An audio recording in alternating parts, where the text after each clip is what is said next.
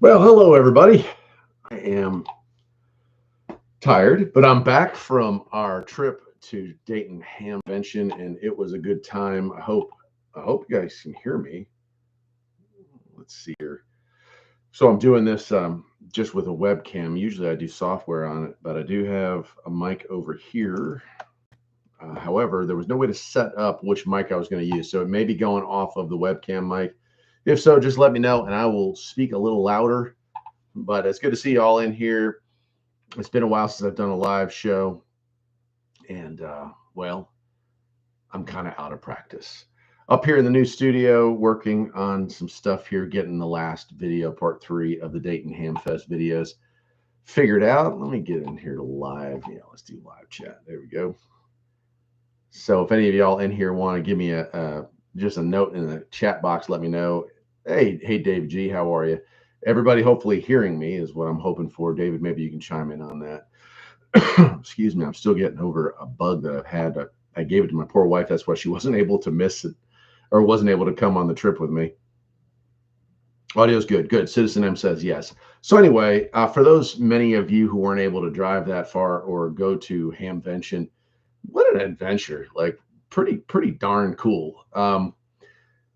Driving there, not so fun. I don't know where all you live. I mean, obviously we got someone from Ireland already. Reginald is chiming in. You're always there for the you're always there for the live shows. Hey, 741. I know I saw a comment from you, 741, saying you weren't able to come down and do that. So I came up from the mountains of North Carolina and through West Virginia on, I think it was I-77. That is not a fun highway, man. That is, it's like the road to my house, but 70 miles an hour, twists and turns and ups and downs. Really, no straight and narrows. There's no place to just kind of relax. And so I worked half a day Thursday, hopped in the car, drove 7 hours up, had some dinner, crawled in the back of the station, the van, and passed out. And then got back up, and I was up at like 4:30. I guess my mind was racing. Drove in. It was like the second person at Hamvention. I had a media pass, which was really cool. I really appreciate them reaching out and doing all that for me, which I didn't know what the media pass was. I thought it was just a ticket to go in since, I'm going to be doing some filming. And so, I go and stand in line with everyone else. And it's probably 10 minutes till opening, 15 minutes maybe. And there's a guy that's walking down. Hey, everybody's got their green ticket, And I held up my pink pass, and he was like, "What are you doing? You should be inside. Or go ahead." So I guess I maybe next year I'll be a little smarter on that. But I did have a great time. I got in a few minutes early on Friday, and I got in pretty close to an hour early on Saturday, and got to go around, as you saw today's video, and see some of the places that before everyone came pouring in there. Got to do some conversations with some of the inside folks, and a lot of it I left on the cutting room floor, so to speak. But it was really cool. The flea market part doesn't ever disappoint, and it certainly didn't this go around either. Lots of stuff, man, lots of stuff. So let's read some of the comments here. Denny Melton's wanting to know what's up on your end of the mountains. It's beautiful. It was a little bit iffy this morning, a little looking like rain, and then it cleared up. Did a lot of laundry from all the camping gear that we had thrown in the back of the van, and just unpacking the van and doing just some light filming today. But tomorrow it's back to work. Reginald saying loud and clear in Ireland. Blues Rider says DC. Chuckles saying found a Colt 485 Black Shadow waiting for the mic to arrive. Huh. I'm not familiar with that, but I'll have to look it up. 741 saying couldn't get off anytime from work or I would have gone. It's about 14 hours. Yeah, dude, that's even worse than me. So seven and a half hours for me. And like I said, none of it easy. It just wasn't fun. That being said, if you ever decide to go, and I know that you have, your camping stuff there, your other channel, I don't mind roughing it. And so I found a nice, huge parking lot. Then, I've slept there 2 years in a row now. No one bothers you. Of course, I'm not doing anything stupid, but it's just a good, quiet place off the beaten path to catch some Z's. And, maybe I think if my wife had gone with me, we probably would have tried to splurge for a hotel there Friday night. But without her, it just didn't make financial sense for me. John Kelly, since I only live 2 hours east of Dayton, I'm going next year. I didn't realize how big it was. No kidding. Wow. Yeah. And like I had a little bit of jealousy going on as I'm walking around, loading up stuff and buying stuff and filming stuff, hearing the conversations, and they're like, "Hey, where are you from? Where are you from?" And there were a lot of people who were like, "Oh, I live 15 minutes down the road. I live 30 minutes down the road." And I'm thinking to myself, "Oh, I'm jealous, man. That is that is something." That being said, worth it. Probably a bigger deal this year than last year, just from my observation. I don't know if the official numbers have come in, but it seemed like more packed in there this year. And I don't know what the weather was like today there, but Friday with the heavy rain in the morning, you would think that would have kept people away. It didn't. I mean, the line was crazy, and there were a lot of people who did not have rain gear. I had a raincoat at least, although I was just soaked to the bone by lunchtime. But it's all part of the adventure. It reminded me a lot of my Army days. You just have to embrace that you're going to get wet and you're going to stay wet, and then you can go on about your day. Let's see here. Matt Mittens is saying hello. Excuse me, guys. I'm sorry that I'm still coughing a bit. I had a real doozy for about a month here. Metalunar, oh boy, I haven't seen you in a while. Let's see. Hey, thanks for the Hamfest videos. Really enjoyed them. Melton said I'll be adding this trip to my list of things to do. What can I expect at the Rome, Georgia Hamfest coming up this month? I am planning on going to it this year. So I went to that one a couple years back. I didn't go last year. I think we went 2 years ago. And I might be there. I don't know. We're going to see. I know I'm going to Shelby. I went to Raleigh's Rars Fest, which was a bit of a disappointment this year. It's shrinking, which is kind of sad to see. And then Shelby is always awesome. You should definitely try to go to the Shelby Hamfest. I would say it's a third of the size of Dayton. I mean, it's really impressive. And it was a little smaller last year than the year before, but those are the trends, unfortunately. Georgia, I would say about a fifth of the size of Dayton, maybe a little smaller than that even, but certainly bigger than Rars Fest and some of the other ones that I go to. I had some good finds. That's where I got the DX302 that I had years ago. That's where I got that from. Any other big radio flea market type events that you like to go to? Yes. So next weekend, more walking. I am going to be at a really huge, it's the world's largest flea market, and it is in Virginia. Oh man, I'm drawing a blank. What's the name of that place? Oh my gosh. Hillsville, the largest flea market, at least on the East Coast. I think it's in the whole US. And that's a fun one, but holy cow, will you wear your feet out? As far as radio gear there, it's hit or miss. Some years I've come home with some cool stuff. Other years I've come home with no stuff, radio wise. But you always go there and find all kinds of weird stuff. I bought a lot of vintage computer gear there. I bought a spool of barbed wire for our farm. It was like a fraction of what it would cost to buy it new. So we picked that up. The problem with Hillsville is it's on a hill. It's the whole downtown and they just have all these parking lots they fill in. And it's a lot of walking. So, I mean, you don't park. There's no central location to park. There's no shuttles. And so you're just walking a lot. And if you're buying stuff and having to constantly take it back, I guess one of the things that I learned from that years ago is that don't park at one end, even though the traffic can be bad. Try to park in the middle, pay a few bucks to park if that's what it takes. But it's a lot easier when you're, buying stuff to haul it back half the distance instead of having to go back and then walk all the way back to where you left off, if that makes sense.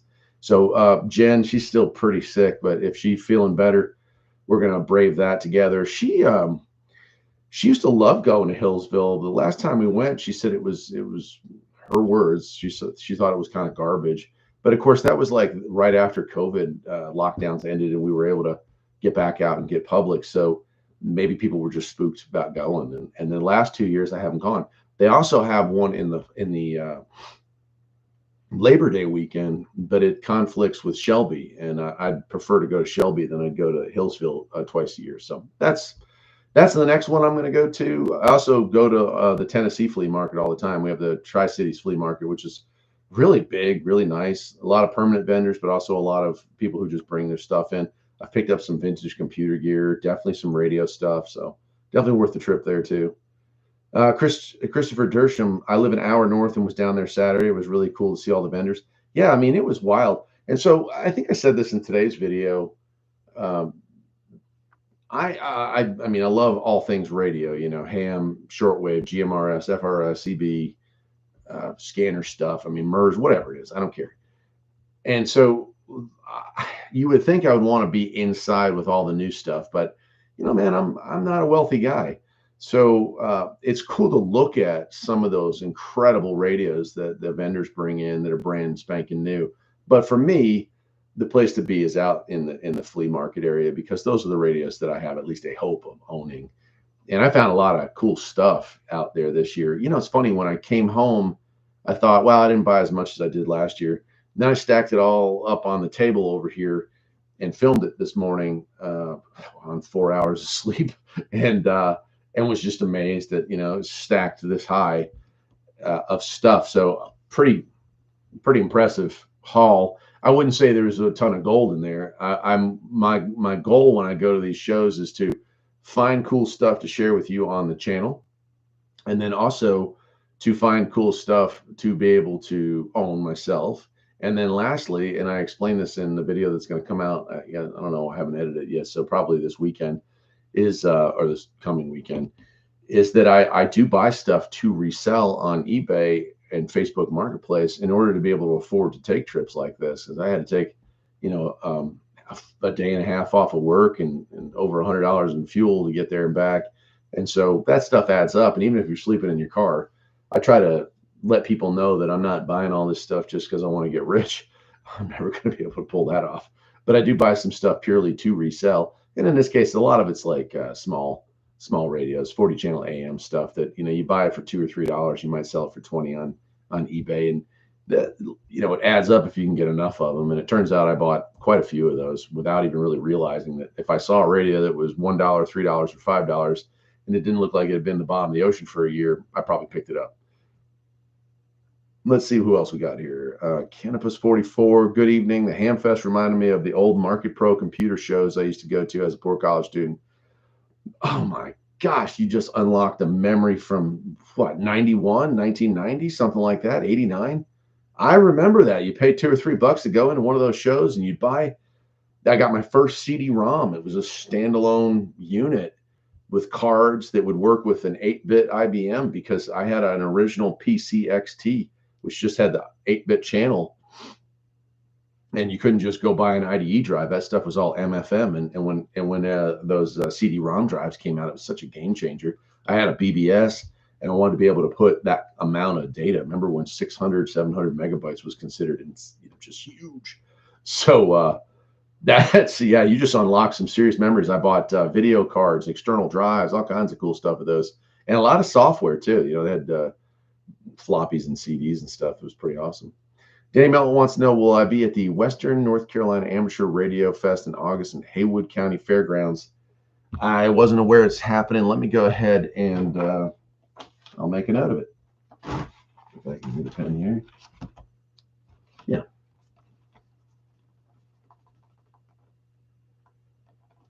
Haywood County Fairgrounds. Sure, man. Yeah, I'll check into it. All right, let's see here. Metalunar saying, here in Connecticut, there's a big flea market called the Elephant Trunk. Your videos remind me to check it out. I hear there's a bit of old electronics there too. Cool.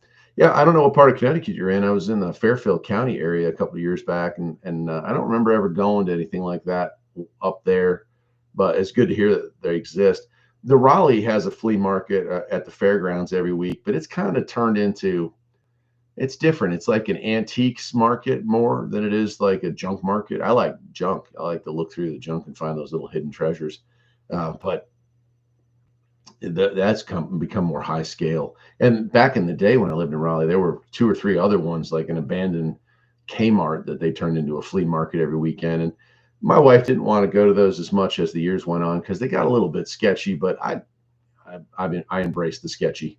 So I don't mind wandering around and being kind of the odd man out. It was still fun, and I found I was into collecting Atari stuff for a while, and that was a gold mine there. That place always had old vintage game systems because at the time nobody really wanted that stuff. 741 saying, what town is Elephant Trunk? Lifelong? Yeah, never heard of that. That's cool. Nick saying, thank you. I'm there with you. Nice to see new stuff, but would rather be out in the flea market. Yeah, that's how I feel it, man. and that's where the real treasures are. I mean, you know, well, I don't know. I don't know if I should. If it's cool to be able, like, if you're thinking about buying something and you go on the internet and you look at pictures of it, you look at the description of it, that's great. You can watch a video like the stuff that we produce. Oh, here it is, and here's the features and functions. But there is something to be able to hold it, to feel it, and if you do that, then you know, okay, I'm good. It's a quality product here. And I think that for that reason, it's awesome to have all those vendors on the inside. So if you're thinking about buying, you know, I bought an ICOM 7300 last year, and that's a huge amount of money. It took me 2 years to save up for that thing. And I mean, it's a leap of faith. You don't know. You hear all the reviews, you see all the videos, but before you pull the trigger, you just don't know. And so to be able, if you were going to buy something in the, you know, $1,000 plus range, to be able to go there, touch it, feel it, hold it, talk to the rep about it, and really get a feel for it. I think that reason is a good reason to have those indoor vendors there promoting their stuff. And then for, you know, for regular folks, just to go out into the boneyard and swap parts and swap stories. I had a lot of conversations. Unfortunately, but fortunately, a lot of the people I talked to recognized me and were, you know, kind of messing around with me, which was fun. First year, I think that I've really had to stop a lot to talk with people. You don't get too far before somebody says, "Hey, I know you," and that's cool. I do not have a problem with that whatsoever. But I was a little disappointed because I was hoping that every person that stopped me, I could put them on and, you know, and record them and talk with them. And I really wasn't. In fact, it was just the one group of guys there that I talked to early on Friday that were just like, "Yeah, let's do it." Most of the people were like, "No, that's okay." Now I did take a lot of pictures with folks, you know, for them to have, but and had a lot of awesome conversations. But not a lot of people want to be on film, I guess, and I get it. It's just I'm kind of bummed. I was hoping to bring fans into the channel in a way that I guess they didn't feel comfortable being. So if that makes sense anyway. I'll tell you, I am stupid tired right now. I got 4 hours of sleep last night. I didn't get home until just about 11:15. And I don't normally drink caffeine, but I was having a hard time staying awake. So I had some caffeine and then I was awake. And so I went ahead and came up here to the studio and uploaded and edited all the second day's footage.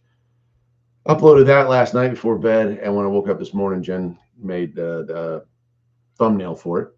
And so got that done, went to sleep. I thought, oh, I'll sleep till, you know, 8 o'clock. Maybe it's a Sunday morning. I forgot to pull the curtain down. And when the sun rose this morning, I mean, I was up and it was, you know, 5:50, I think it was when I got up. So it was not much. And my wife kept telling me, "Hey, why don't you try to take a nap today?" But it wasn't in the cards. I've got too much stuff to catch up on here. But I did have to film unloading all that stuff and getting it up here. So I'm dragging a little bit. If I'm not my normal interactive self, it's my apologies. Let's see here. 741. I found that too. Hams and Hamfest don't like being in videos. Yeah, and I guess I'm surprised about that. They love talking, which is cool that we can, you know, catch up and stuff. But I'd love to catch up with you at one of these things, and maybe next year will be the year that we can all meet at this one. I think a couple years ago you went to was it Alabama? Or was it the Orlando one? There's two other big ones that everyone talks about. Hamcation, which I think is Orlando, and another Hamfest. I think it was in late August in Alabama. And I think a couple years ago you were talking about going there, and I was thinking about going there, but work got crazy and I wasn't able to make it. So yeah, it's a shame we've never had a chance to share a meal together, but maybe someday, maybe someday. Other than the trip, life has been going pretty well here. I've got a bunch of new stuff coming out, as I always do. I've been pumping out videos. Okay, so you also didn't get to go to Alabama. Yeah, that's another one. I mean, 14-hour drive to Ohio for you. I can't imagine. It's probably 24 to Alabama from Connecticut. So anyway, so I've been putting out a lot of videos. They're starting to taper off some. So it looks like early spring, a lot of the like the products that people want to send me to review. It seemed like February and March, they just hammered me with all these cool items. And so I brought them all in, and I try to get out ahead of it, and I put a bunch out, but I was having to put out, I think, 2 review videos a week, and then another video on Saturday. So 3 every week, which was a lot to churn out. And no real negative comments on that, which was nice. People understand that, that people get value out of that, even if they're not into that sort of stuff. So that's kind of backed off a bit. I do have a couple of funny ones. I did an electric bike video, which I actually enjoy the bike. And so we got another one for Jen. And so she doesn't want to ride it because it's been probably 25 years since she got on one.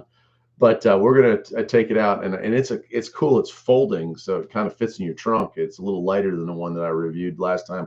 So I'm going to do that. And then I've got two products from Wild Badger that I wanted to check out. And I'm going to eat my words on this one. So, man, for the last like 10 years, I've been dissing battery-powered outdoor equipment as garbage. I don't know what's changed in the last 18 months, but the products now are almost equal to a gas item. Longevity, I don't know. We'll have to figure that out as we go, but they feel more durable, and they certainly have more power. Maybe that's that 40-volt upgrade, because everything I used to review was 18 or 20. Now everything seems to be 40 or 80. And I mean, that's crazy. That little teeny blue 18-inch push mower, I've mowed my entire front lawn with that thing, which has to be half an acre, and it was pretty good grass in there too, on one battery. And I mean, it's not self-propelled, so it was a bit of a workout, but the thing's so lightweight, it's not that big a deal. And the chainsaw that those folks sent me was pretty awesome. So happy to work with them. Retrievus and Ratty have been sending cool stuff. I got that really nice shortwave that I put out about 2 weeks ago. I've also got an ATS 25, which is an SDR based little teeny radio. I've reviewed the 20 and the 25. This is like the 25 plus, but it's an improvement, I guess, is what I'll say. They're certainly getting there. Everyone loves these SDR radios, and ICOM and the big players prove that you can make an incredibly sensitive SDR based radio. But I'm not sure that some of the smaller chip based ones are all that they say they are, if that makes sense. That being said, this one certainly had so many features and functions, and it's hard to criticize how much they stuffed into a box. It's like 2 inches thick or whatnot, including a battery in there. So that's pretty cool. Metal Lunar saying, yeah, they've come a long way. The engine blew on one of my push mowers. I would consider electric rather than fixing it. Not sure. Yeah, so it really depends on your area. Like I have 6 acres I have to cut. It's not going to work for me in that longevity. But if it were living back in Raleigh on a normal size lot, then yeah, and it takes up less room, and it's lighter and it's quieter. It seemed like a no-brainer. Now, I haven't used it with the bagger, and I don't know if that would affect the longevity of the battery, or if it would get caught up in there or not. We don't care about the quality of our lawn. We just want it cut, But the chainsaw, I cut down half a tree with that thing. We had a tree come down the driveway. Then I used the heck out of it until the battery was dead. Came back the next day and finished it up. I was trying to use the gas one, but the bulb had broken and I had to order it off Amazon. So it worked out perfectly for that. The thing that I have now that I have to film this week is a hedge trimmer from them. I've got a bunch of shrubs that need to be cut. If it's anywhere near as good as the other stuff, I don't see that being an issue. And lastly, they have a 40-volt weed whacker. I think it's out of stock right now, but I've been asking them, hey, when you get one in, I'd like to try it, because I have a bad back. You guys remember a couple of years ago, I hurt myself. And so I was thinking, if that thing is lighter, it sure would be easier for me to operate that than it would be to operate a gas powered one. So we'll try that. Campus 44 said he had a Craftsman electric lawnmower for about 8 years and it's still going strong. Cool. Hey, that's good to hear. Yeah. And so I had a coworker who had an electric mower. I don't know what it was, but he didn't think too highly of that, whatever model he had gotten. And when I was at Walmart, they're killing time in Wilmington, Ohio. I looked in there and it was like they had one that looked pretty much just like Wild Badger, but then they had some that were larger. A couple of them were even self-propelled. So I think you probably put 2 batteries in those, one for the propel, and that's how that works. I'm getting a notification that they're throwing ads in here. If that's the case, I apologize for that. That's something new, apparently. I'm not sure why they would do that on a live show, but YouTube likes to make their money, that's for sure.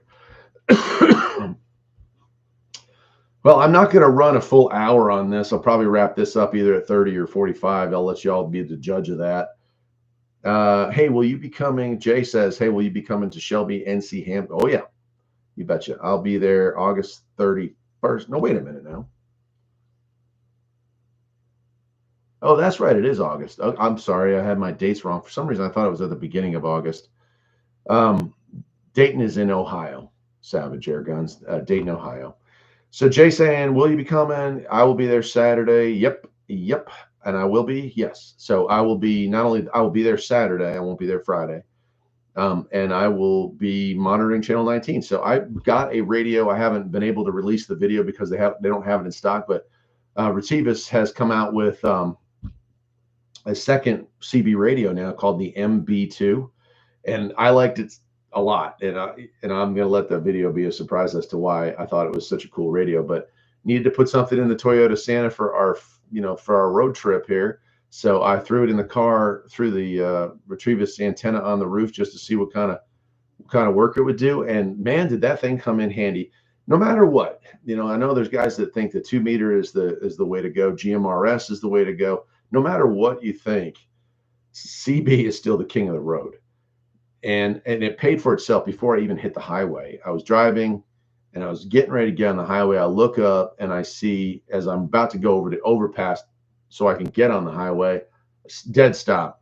And I was like, well, that's not good. So I got on the radio and I said, what's going on? And 4 or 5 people chiming back. Hey, this has happened. That's what's happened. They're doing road construction in the middle of the day at rush hour. Nice going. And so I looked at the map and was able to go up another exit and bypass that mess and get on the road. And that was thanks to CB radio. Then I get up there. I had a guy in an 18-wheeler that was warning drivers of a broken down vehicle in the road. It had lost a wheel, came to a skidding halt, and was kind of off the road, but not really. But because of that, 2 miles away, I was able to switch lanes and knew what was coming up. So it's incredible. And just some conversations, and I recorded some of it, but I didn't record the conversations. I mean, think of how dangerous this is as a driver. My wife had come, I would have filmed a lot more of that interaction, but you're driving a car on a highway that doesn't have a straight section to it. I got the camera sitting there, and I'm trying to video the radio while driving, while talking. It's just not possible, man. You only have so many hands. So a lot of what I recorded was just conversations I was hearing between other drivers, but I certainly made a lot of contacts on CB. And I'm telling you, like 2024, CB's not dead. It's not dead. It's not even close. In fact, I felt like there was more conversations going on, especially in West Virginia on the highway than in any place that I've been in recent memory. So I'll be down there. I always leave my CVs on, and I always leave them on 19. I always have that automatic squelch control going. But occasionally when I'm bored, I just reach out and, see if anybody's out there. It's amazing what a mic check will get you. You think the band is dead. Hey, break for a mic check, and then just start the conversation. I did that 2 or 3 times, and I heard a conversation I was having with somebody else and chimed in asking me, how do I sound? And then we talked for a while, and then he got off an exit, so I lost him pretty quickly. It's pretty awesome stuff. Yeah, in 2024, everyone thinks it's CB's dead, but it's not dead. And I don't know what the skip was going. We've had so many solar activities, those solar flares and stuff. I haven't kept up with solar weather on the trip, so I couldn't tell you if it was heavy skip or no skip at all. Oh, excuse me. But either way, the automatic squelch control took care of whatever. It kept it locked in to just conversations within 2 to 3 miles of me in either direction. And if I was talking to somebody that was going the opposite direction, you could press the button, turn off automatic squelch control, and hang on to them for another mile or 2 past that. It's just a little bit more static in the background. Savage Ergo says, do you ever go to Finlay Hamfest? No, I haven't heard of that one, but if it's someplace less than 4 hours away, I'd be happy to go there. I live in the mountains of North Carolina, so I don't know where that one's at. Shelby's nice because it's like 2.5 hours. Rars Fest in Raleigh is 4 hours. 7.5 to Dayton, but it's such a big event, and it's there's so much stuff there that I make it worth my while, if that makes sense. And I've been to a couple, the one in Rome, Georgia, or Nome, Georgia, whatever that is. And I've been to another one somewhere out by Asheville, fairly small, but still some treasures to be found there. And so I try to hit them up if I can get them. I love it. And I also still go to yard sales. You'd be amazed at what you find at yard sales. Trying to think what other videos I've got coming out. Product wise, getting down to it. Once I get some free time, which will be very shortly, I hope, I'm going to be able to get on there and get started on that solar array and going completely or 99% off grid. So I'm looking forward to doing that this summer. I'll keep bringing you along with that. Also, and I filmed a lot of stuff. Unfortunately, first time ever had a hard drive. Well, it was my own fault. I deleted a whole folder and was not able to recover anything. I was trying to delete one file. It was late. 3 jobs will do that to you. And deleted the whole folder, so I lost all the footage. But I have been taking our lower barn, which was for chickens and rabbits and goats, and we have sent them all off to freezer camp. And I have gutted that, and we're going to lay concrete in there. And then I'm going to probably convert that into something else. And we built another building right above it that's just going to be for chickens, a smaller building that's just for chickens. And so I do have a build video for that. I do have a build video for another small metal building that I checked out and built here for fuel storage up here at the studio. And then we're going to do that lower barn. So that's kind of some of the summer stuff going on. And of course, a lot of radio videos because I picked up a lot of radios. So we got a lot of radio reviews that we'll do, and I'll sprinkle those in. So yeah, that's going to be a good summer, I think. I'm getting tired. I don't know if you guys have noticed. So if you go back and look at videos when I started, there was hardly any gray in any part of my hair or beard. And now I'm feeling my age suddenly. I can't keep doing everything. And so I'm a workaholic. I just fear I know how this story ends. It usually ends poorly for people who are workaholics. So I've been trying to make an effort to not work as hard. And so far I have failed absolutely spectacularly. If anything, this has been the busiest spring of my life. And so I'm feeling it. Freezer camp, yeah. Danny Melton says that's the Western North Carolina Amateur Radio Group, the one I was talking about up in Page that's in Haywood County. That's out past down. Okay, so I have been to that. If I can get to it this year, I certainly will try to. Time obviously is an issue here. I've also taken on some additional roles as I'm a mentor and also a chaperone for some events here. And 741, I think you do Boy Scouts or Scouts of America, whatever they've just changed their name to. This is similar to that, but I promised myself off a week in June to help out some people. They're going on a convention, and I'm going to go with them as a chaperone, and doing some other stuff later on in July with another group of kids, and then in August I'll be down in Raleigh for some training of a different kind. So summer's the busy time, and I've already got a lot of stuff going on.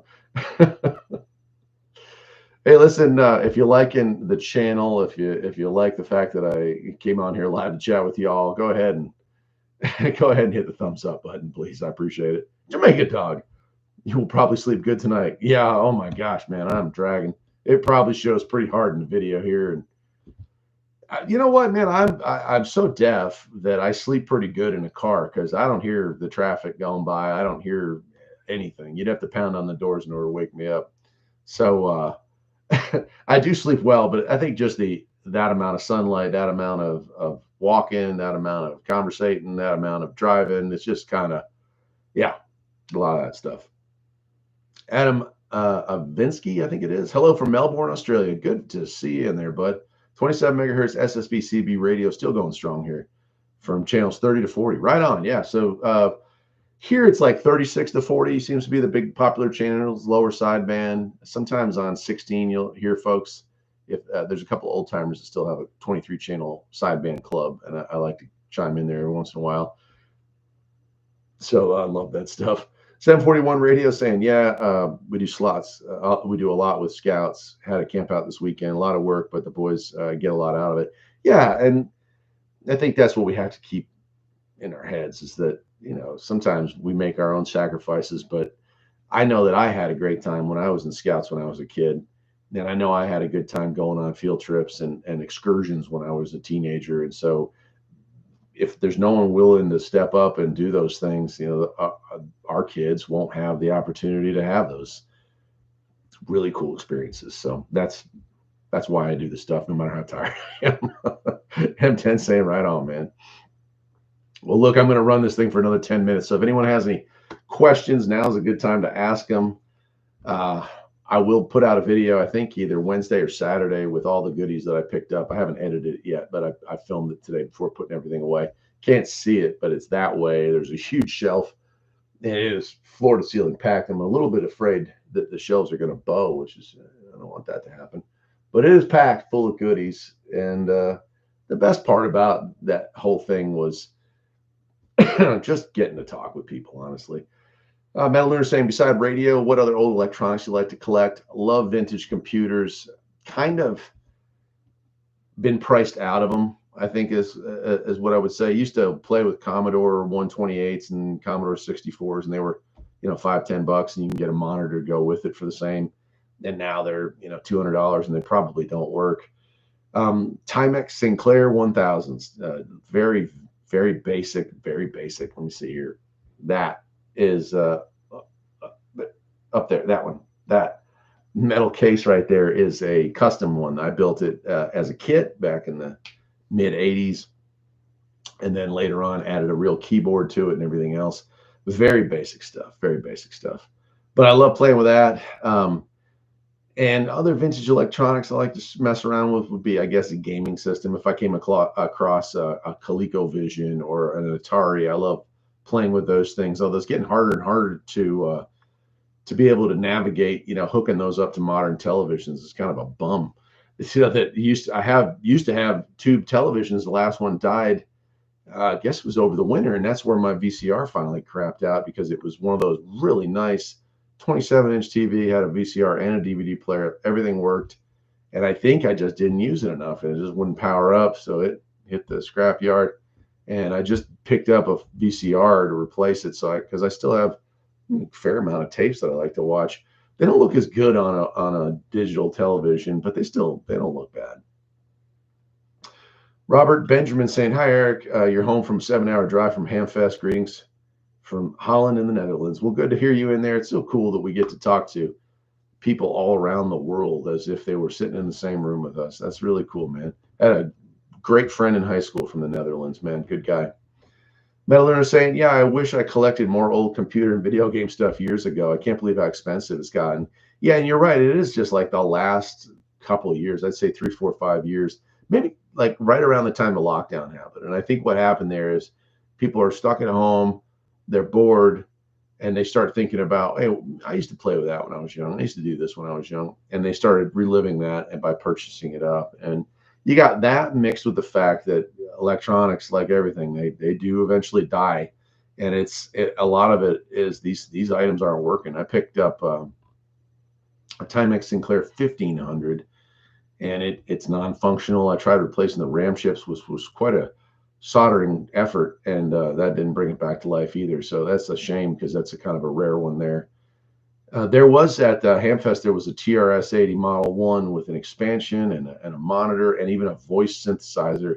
That's a lot of rarities all in one spot. There was another guy that had an Apple IIc with a monitor, but the monitor didn't work. I actually have a monitor up, I can't point, but right there for it that does work, but no Apple IIc to go with it. So yeah, I'm always on the lookout for stuff like that. I did find a TRS-80 color computer 2 at a flea market in Tennessee a couple years back for like $20, a bunch of games and stuff. That was fun to play with for a good while. I even upgraded the basic. It had basic 1. I put expanded basic in it, bought a chip from somebody online. Canopus 44 said, learned basic language on my Timex Sinclair. Love that machine. There you go, dude. So I still have books up there that I've had since I was in middle school on how to program BASIC. And the reason I think I like the Timex Sinclair, or the ZX81 is what they call it everywhere else in the world, is that you could get to know that whole computer. You know what I mean? It was so simplistic, and it had so few amounts of, it had 1 kilobyte or 2, I guess the TS1000 had 2 kilobytes of RAM, 16 with an expansion pack. But you had to understand it, and it was a very unique basic because it was a one key press for a lot of the words. But once you got the handle of it, you could do some pretty cool stuff with it. I never learned machine programming, but I certainly tweaked basic quite a bit, to make it do what I needed to do. 741 said, I've been collecting old radios since I was 19. It's a sickness, but it keeps me out of trouble.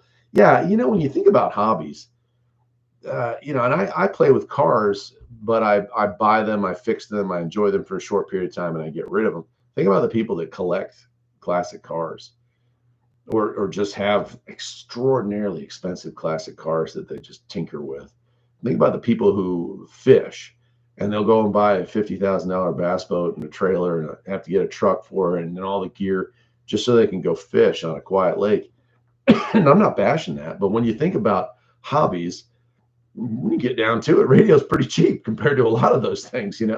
I can think of a lot of my friends who have some pretty, really, really hefty price tags in their hobbies. Well, I saw some of it at Hamfest. Some of the bigger YouTubers, and I talk about this a little bit in part 3, but a lot of these guys that are really popular in the ham YouTube arena are also probably pretty well off. I'm just guessing that, but either they're really well off or they're living like they're really well off, because some of these guys had some really nice trailers or campers with them, and they were, or some were staying at, nice hotels really close by, which I'm sure probably cost a pretty penny.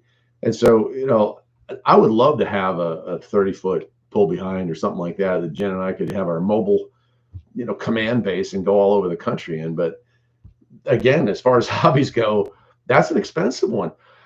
Those things are expensive to buy and definitely expensive to maintain. And you got to have a truck that's big enough and strong enough to pull it. And then you're dealing with crummy gas mileage. So I think Jen's probably happy. My wife's happy that this is my hobby, cheap radios and moderately cheap radios some days. But I think of all the hobbies you could have, this is one of the cheaper ones. Jamaica Dog saying, I used to have a Radio Shack color computer too. Wish I still had it now. Yeah, I mean, it was fun. Yep, saving programs on cassette tape for both. There's charm in that, isn't there? When it's just 16 kilobytes, it's a cassette tape will work just fine. You don't need to have a hard drive, certainly don't, or a floppy or a hard drive in there. That hooks up just to a regular TV. The color computer, it was really nice. I had it for about a year. I never filmed it. I should have. I just was enjoying playing games on it. It had one joystick, so I was set.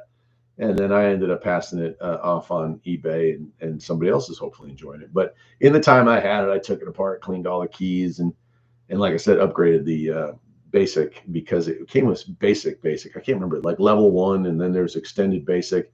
And then some of the games I wanted to download to play on it were only available for extended basic, so I picked that up as well. So yeah, cool to hear some of you guys are into old stuff like that too. Old vintage computers are just, they have a charm to them that a modern computer, can never replicate. The fact that I can talk to the world, video chat with y'all over the world is just incredible, and it's and edit videos and do audio and all that other stuff. I've got a coworker who's a great singer, and she's agreed to do a whole bunch of songs for the channel. And honestly, I'm just wanted to do the songs because she's a great singer. But I gave her a wish list of songs that she could do for us, and she said, "Well, I don't know, I've never done that." So I gave her some of the equipment that I've collected over the years here, and she's digging it. Her and her husband are just like, "This is the coolest setup." And again, you don't know the amount of stuff you can do with a PC until you get into that. Video editing is something that most people would never consider doing on a computer. Most of the time it's an internet appliance, but the fact that you can do all of this, you can stream that. Let's see here, that right there, hard to see with all the stuff in the way, but that's a dual core laptop that's running the radio station in the BBS right now. That thing's been on for like 2 years, 24/7, just chugging away. I usually get 5 or 6 listeners on the Shoutcast stream that chime in, and the BBS gets maybe a call or 2 a day. Unfortunately, the BBS, I lost the address that I used to have, so it's a little different. That cut down on the amount of calls I used to have. So let's see here. Metal Lunar says, I have never got rid of anything. That's where my old console and PC collections come from. Smart, very smart. I mean, honestly, it if I I think about some of the items that have passed through my hands, and if I had held, how much they would be worth in retirement or something like that, and it's staggering. But I don't only so much space. Danny Melton says his retirement dream is to have one of those Toyota Hilux 4x4 campers. Oh yeah, my wife and I talk about getting one of those Class C van campers. Like they used to be Dodge. I don't know who builds them now, but Dodge. Oh gosh, like a 230 or something like that. About 18 foot long and beautiful, full bed in the back, kitchen, bathroom, everything. All fits into a regular size van, just a little extended out van. We thought about that so we could take vacations. I think honestly, and I'm going to make a video on this. I don't know which channel it'll go on, but I don't even know that I've told anyone this, but at Christmas time, we bought a 2010 Toyota Sienna with low miles from an older lady who was just no longer using it and needed a transmission. So I bought it fairly inexpensive, put a transmission in it. And that's probably our camper van. I mean, I slept in it and it was extremely comfortable, even with all the stuff. It's just amazing. So if I were to take that, and we're planning on this. We're gonna, deck it out. We're gonna build it out to have like a little kitchenette and all the stuff. And it may mean that we got bunk beds. Honestly, we're looking at it, trying to figure out if we both lay on the ground or do both lay on a mattress, might not be enough room to have all the other stuff in there. But if we set up kind of a bunk bed setup, we could probably both live comfortably in a Toyota Sienna on cool road trips and really get to go and do some of the fun stuff. Last couple of years, I did it in the Volvo. You can't even sit up in the back of that thing. But Dayton last year was in a Volvo. When I came up to Connecticut a few years before that, I was in the Volvo. Down in Georgia, in the Volvo. Just throw a sleeping bag in the back of it, fold the seats down, and that was my camper. And life is what you make of it. So if the 4x4 Hilux dream doesn't come true, that doesn't mean you can't do something. I dreamed with my little Rabbit pickup truck of building. I even bought the plans from Glen L is the name of the company to build a slide-in camper that's light enough and small enough to fit that truck. And we've talked about doing that. So yeah, man, sometimes it's not, it's like champagne dreams on a beer budget. Well, I'm having beer dreams on a water budget, and maybe I can afford a soda. We'll see how it works out. But I think that that's pretty cool. Metal Lunar wants to know. Oh wait, Jamaica Dog says best 2 days of his camping hobby was the day I bought a camper and the day I sold it. Yeah, and I hear that with boats too. Obviously, another big expense that people are sometimes happy to say goodbye to. Campers are tough because you got to drag that thing everywhere you go, set it up, and all the rest. I think that's the charm of a van to me, whether it's a camper van or a van that we turn into a camper van, is that it's just a car. We're used to getting around in a car. Metal Lunar wants to know, are you still broadcasting Part 15? Yes, I am. Have been, gosh, 25 years now on 1670, which is using a Hamilton Rangemaster, which I actually sent off, had them repair it, brought it back, and now it's up here. It's hooked to that that laptop right there. It goes up to the roof there and broadcasts. About a mile and a half range, maybe a little closer to 2 miles up here because it's at the top of the property instead of the bottom. Metal Lunar also saying, in the early 90s, my father had one of those vans. It was a Dodge Ram, convertible bed, microwave, sink, fridge. That's the one. Yeah, we looked at one before the van craze, before like the van life, I think that's what it's called. Before that happened, and it was like $5,000, which isn't cheap, but had everything, was in really nice shape, had like 70,000 miles on it, which was extremely low, and thought, nah, you know what, we could do better than this. And I regret that because 3 years later, we went and looked at one down in Wilmington, and it was higher mileage, and they wanted $12,000 for it. And I said, nah, we can't do that. I don't care how perfect it is. That's just too much. So Jay Flores saying, I run a bass. I run a Radio Shack Realistic Navajo 457. Excellent one. And on mobile, a TRC 422A.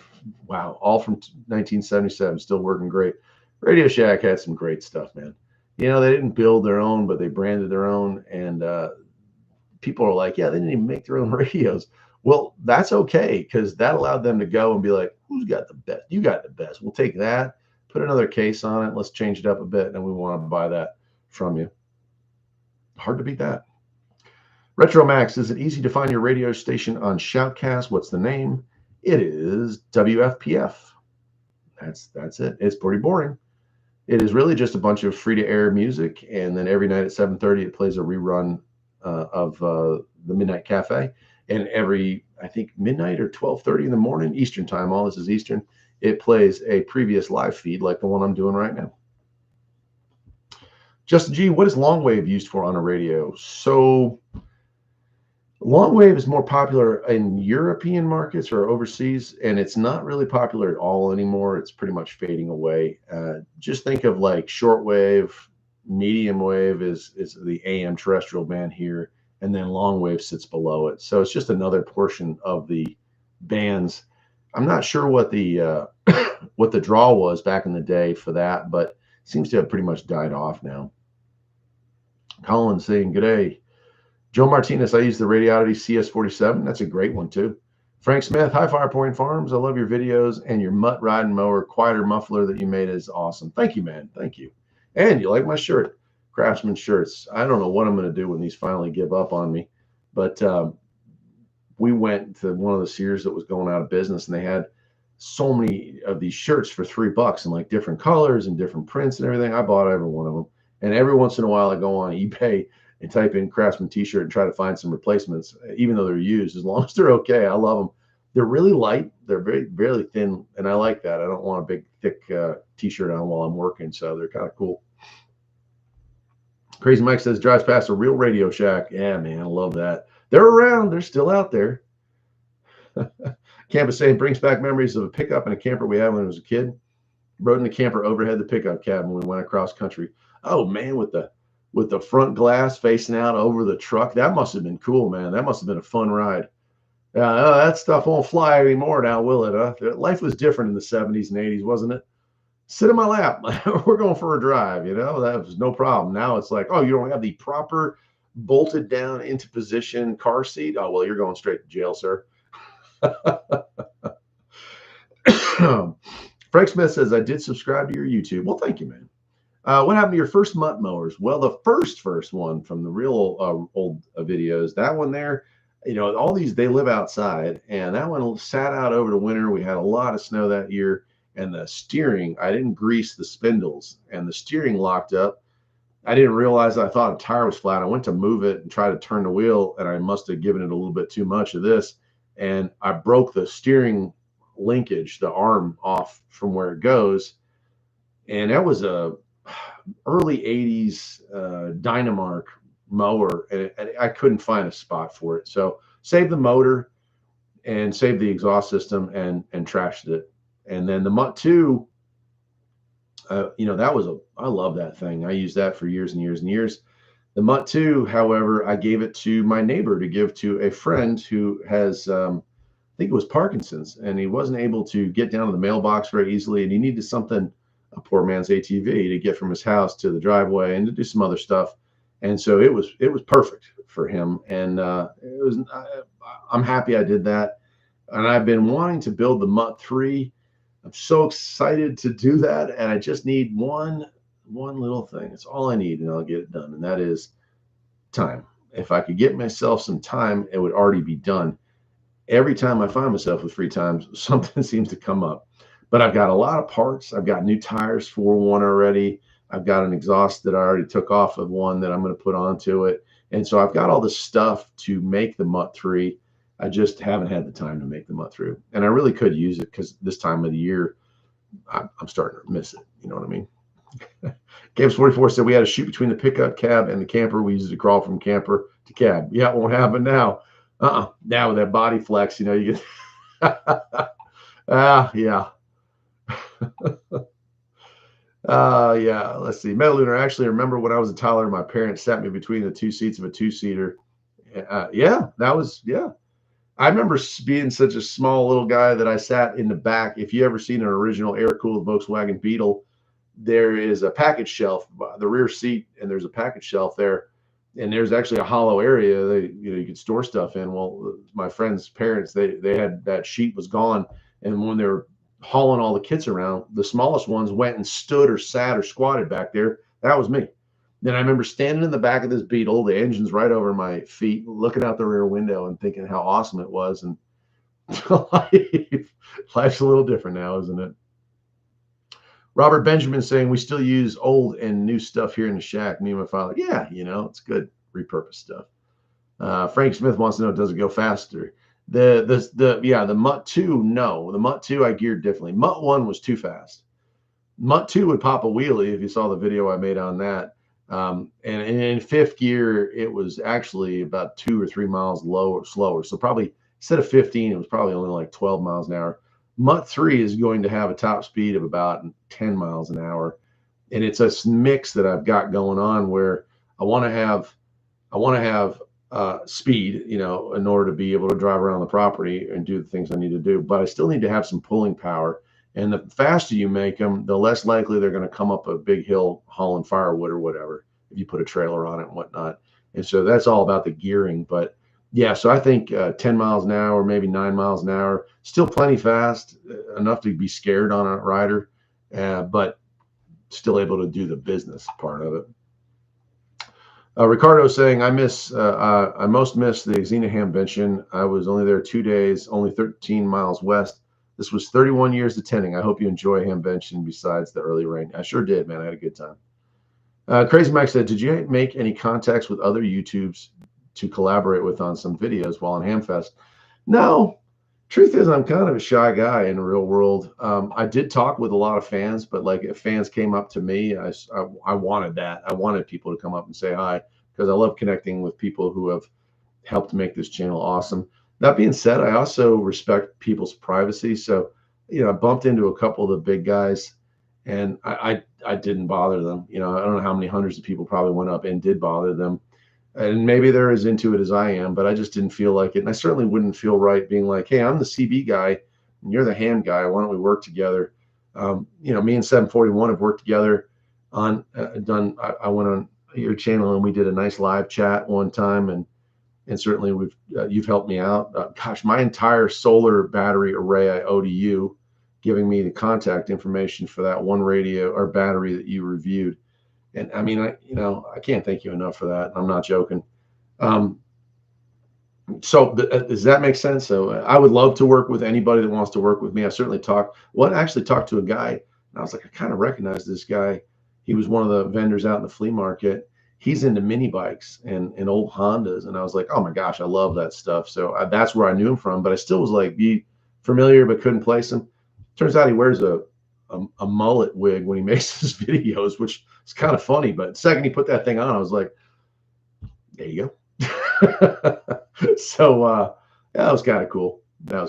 But yeah, I'm always happy to work with anybody, any channel, whether it's new or old or anywhere in between. If it has 1 million subscribers or 1 subscriber, I don't care. If you want to get together and chat, or if you want to meet up and have lunch or something like that, I'm always happy to do that stuff. That's giving back. That's the community. Dave Bruins, I remember 4 or 5 of us riding in the back of a pickup truck. Oh yeah. Yeah, I mean, we rode in trucks all the time in the back, especially if the weather was good. And sometimes, oh man, sometimes your butt would get hurt out there too. But that was just life. I thought about that. I asked my wife. I was like, you don't ever see kids in the back of trucks anymore, and she was like, yeah, they'd all go to jail. So oblivious, I guess, at some stuff. Robert Benjamin saying the old stuff is better than the new stuff. In a lot of ways, it was. 741 saying, when I was a kid, we always rode in the back of pickup trucks in the Vermont summer. Yeah, man, it's a gone era, I guess. Think about a cop pulling that truck over now. They'd probably take the kids to the custody, social services or whatnot. And I think that's unnecessary. I think it should be up to parental discretion. Within reason. And I mean, somehow I survived, somehow my sister survived, somehow my family survived, somehow my kids survived. And so, we get all this stuff and it's like, we got to have these rules now. I know how those rules came into place, and it wasn't because people were concerned about children. It was because of insurance, but still. Let's see here. Frank's saying, I made my riding mower faster by accident. I put a rope on the throttle. It makes it faster. Oh, cool. Frank, you should make a video on it. M10 says, what do you think of DAC CB? There were 3 of them at that Hamvention. Top of the line, beautiful, lots of meters, really nice. I've never owned one, so I can't comment on how they sound, but beautiful looking art piece almost. Metalunar says, I guess the rearward facing seats aren't that safe anymore. Yeah, the Volvo that I camped in forever had the optional 3rd row in the back, and that was a crumple zone. And Volvo said, I remember at the dealership when I worked there, we were installing it. I'm like, isn't this the design crumple zone? And they're like, yeah, but it's got a seatbelt.